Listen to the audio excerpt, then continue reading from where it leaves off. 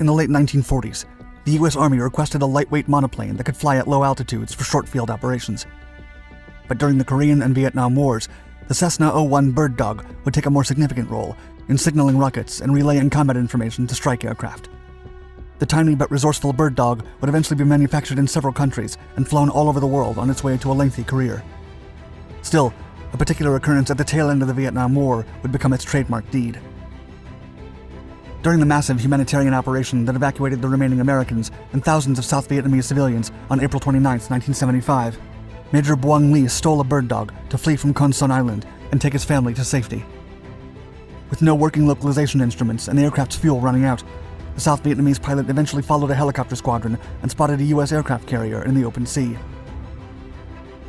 The USS Midway was already rescuing hundreds of evacuees when a note fell from the skies. Quote, "Please rescue me.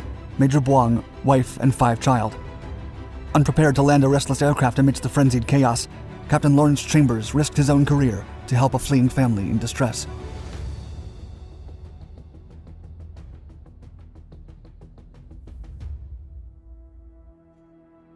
A hunting aircraft.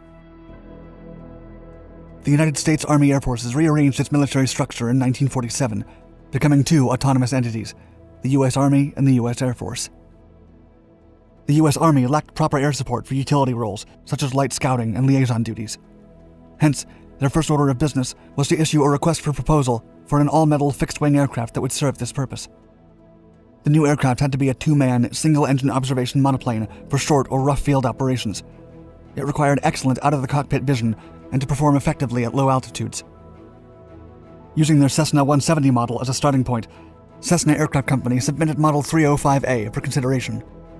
The aircraft had an engine compartment and a 2-blade propeller assembly at the front, as well as a single-fin tail. The undercarriage consisted of a pair of single-wheeled legs and a small tail wheel. It was also non-retractable to keep it simple and with low-cost maintenance. The cockpit housed an inline tandem seating configuration. All sides were windowed at a perfect angle for maximum visibility. This included the rear fuselage, later known as an omniview. A transparent ceiling was also placed on top of the cabin, right in the middle of the wings, for an overhead view.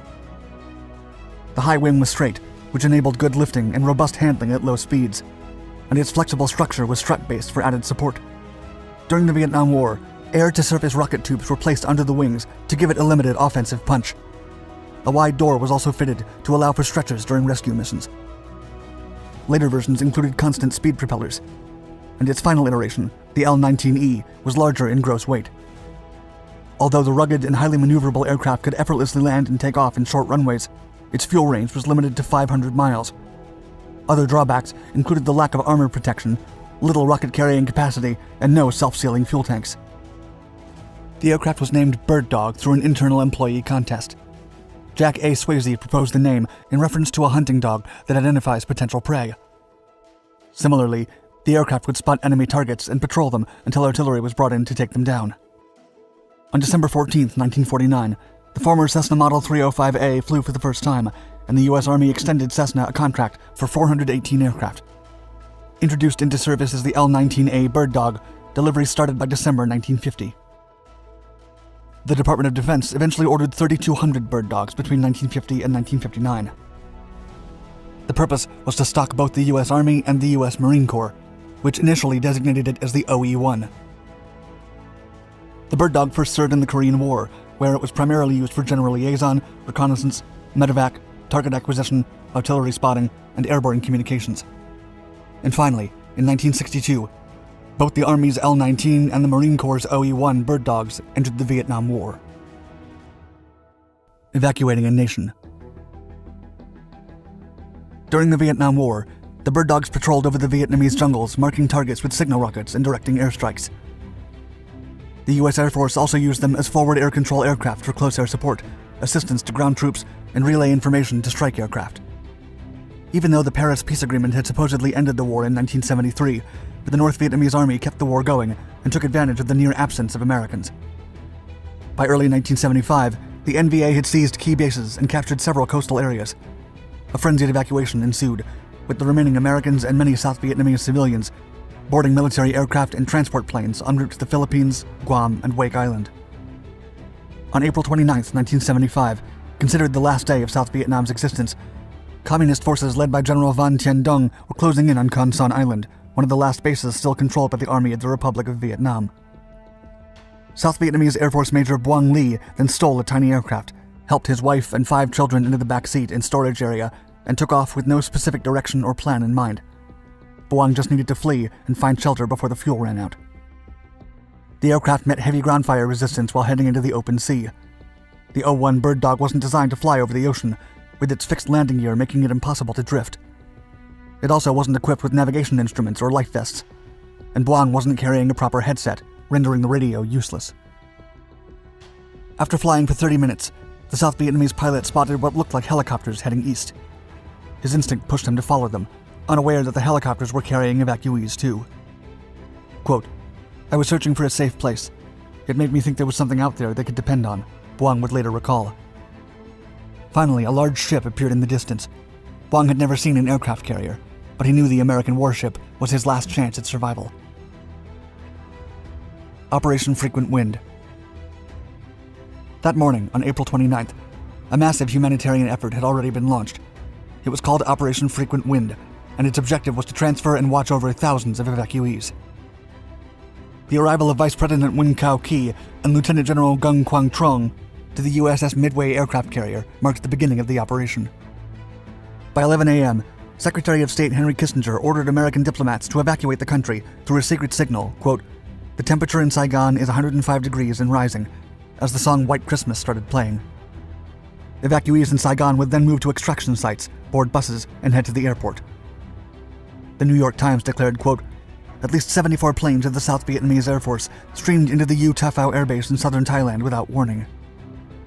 The USS Midway and the 7th Fleet had been ordered to aid in the evacuation of American diplomats, CIA agents, contractors, and Marines still stationed in Saigon. Allied South Vietnamese citizens were to be helped too. The old carrier was being repaired when hastily called into action, and its crew was smaller than usual. Air assistance was provided by 10 Sikorsky H-53 helicopters, which could carry 55 passengers each. Standard non-combat logistics within the carrier involved only a few dozen transportees a day.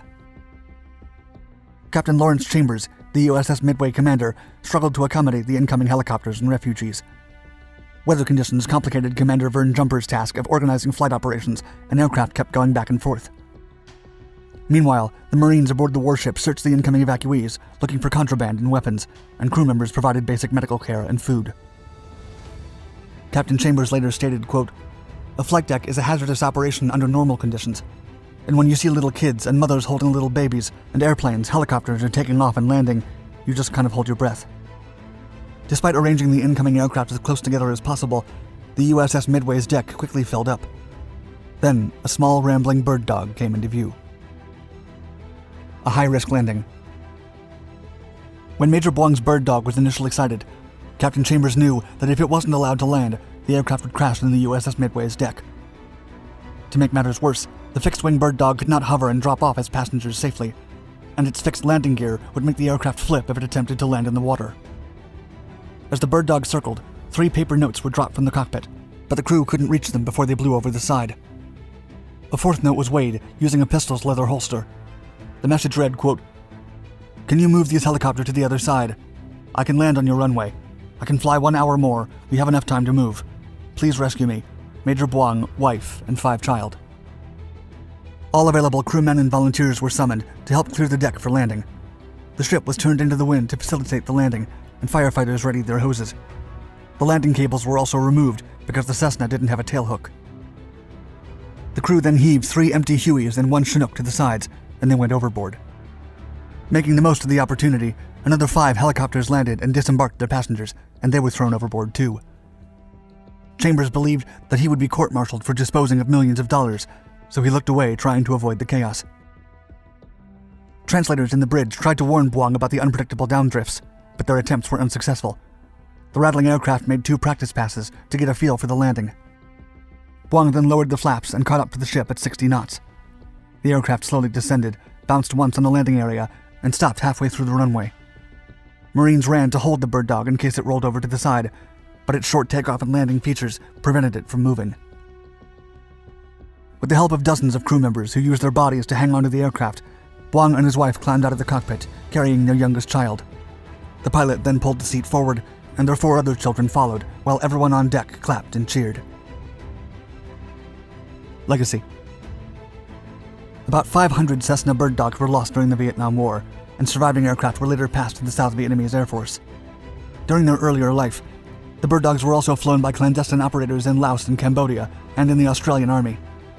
Years later, they were also manufactured in Japan under the Fuji label, and in Italy by SIAI Marchetti.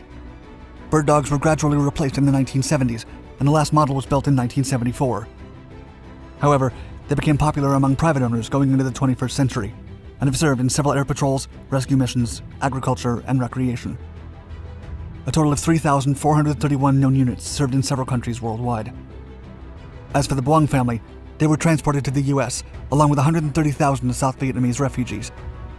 The USS Midway's crew established a fund for the family, and they are now American citizens. Buang and his family still visit their infamous bird dog at the National Naval Aviation Museum in Pensacola, Florida.